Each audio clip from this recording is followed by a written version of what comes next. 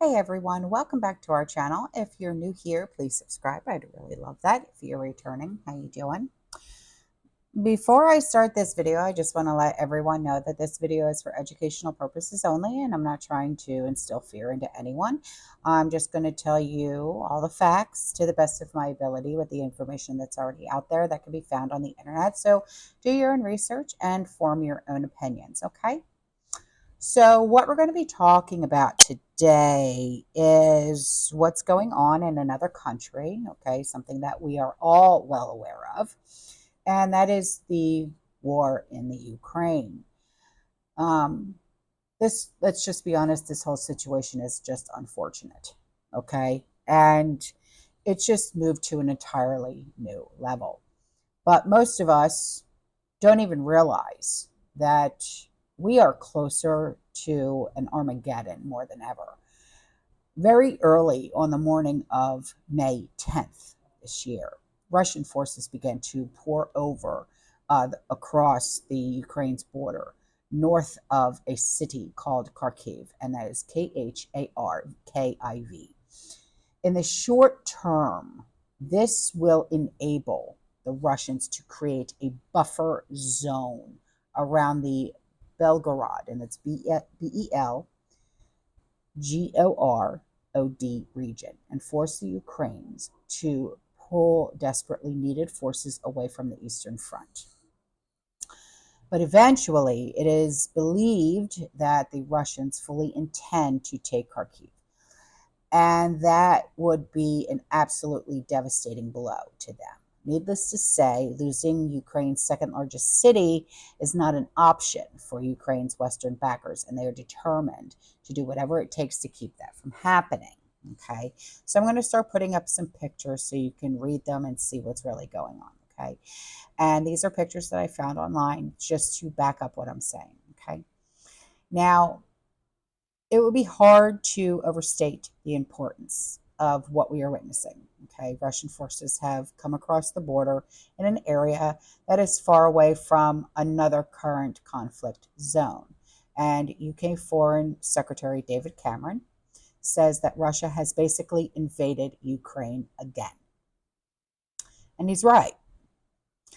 This move by Russia really is essentially a fresh invasion, and it represents the most dramatic offensive that the Russians have undertaken since the early days of the war.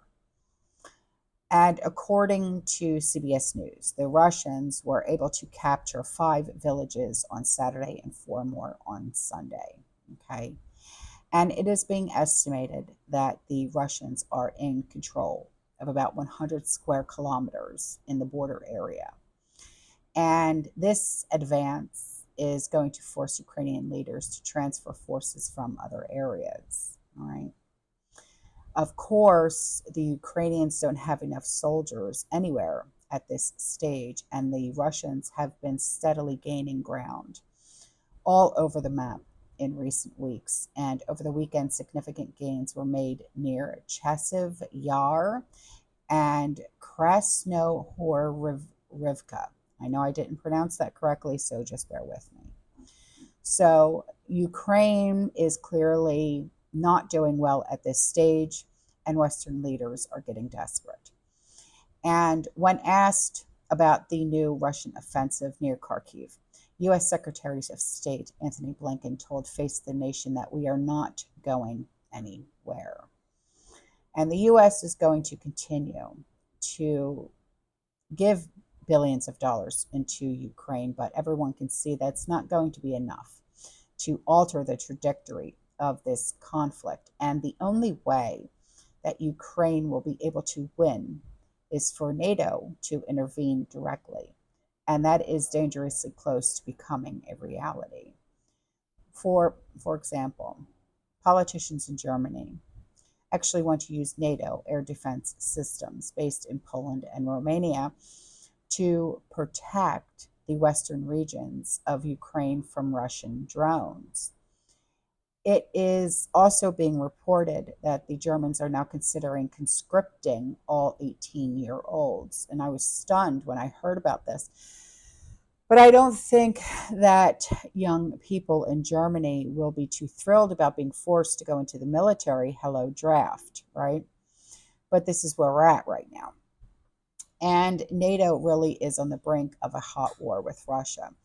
But speaking of NATO, this is the largest military exercises that the alliance has organized since the Cold War, and they are being conducted right now.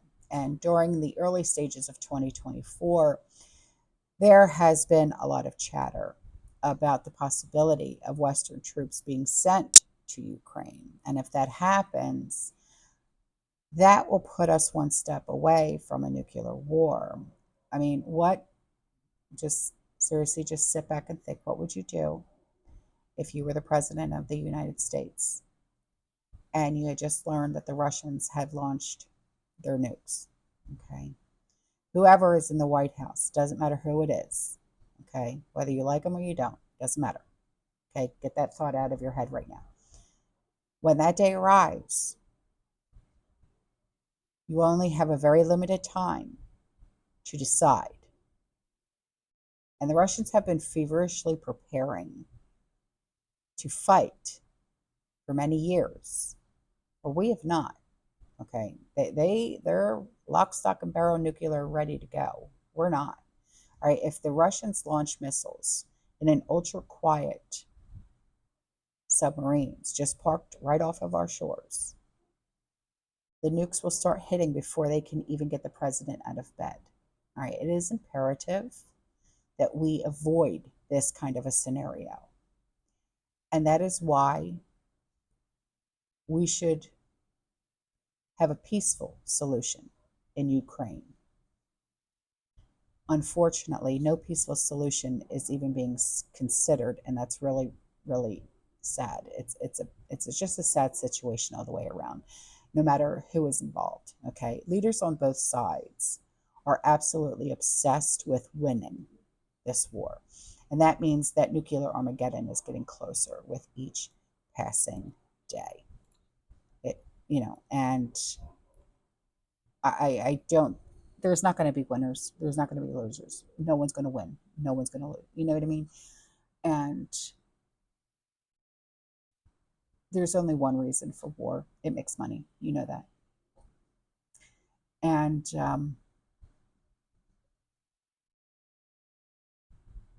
I'll never understand. I'll never understand war. I'll never understand it for as long as I live. I don't care. And I,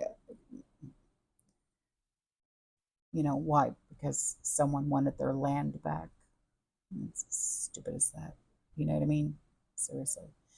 But anyway, there's no winners. There's no losers. There's no who's the tougher guy, who's the weaker guy. Nobody cares.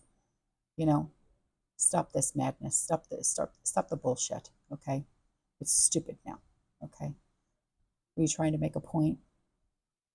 You're only being looked at as a bully. Seriously, stop. So anyway, all right, guys, I'm out of here. And just to be, transparency, I'm not on anybody's side. Okay, I don't take sides. You know what I mean? I don't do that. You know, I live here. You know what I mean? That's all I have to say. Anyway, all right, guys, I'm out of here. I will see you in the next one. You stay safe, you stay positive, you keep prepping, and as always, fearless.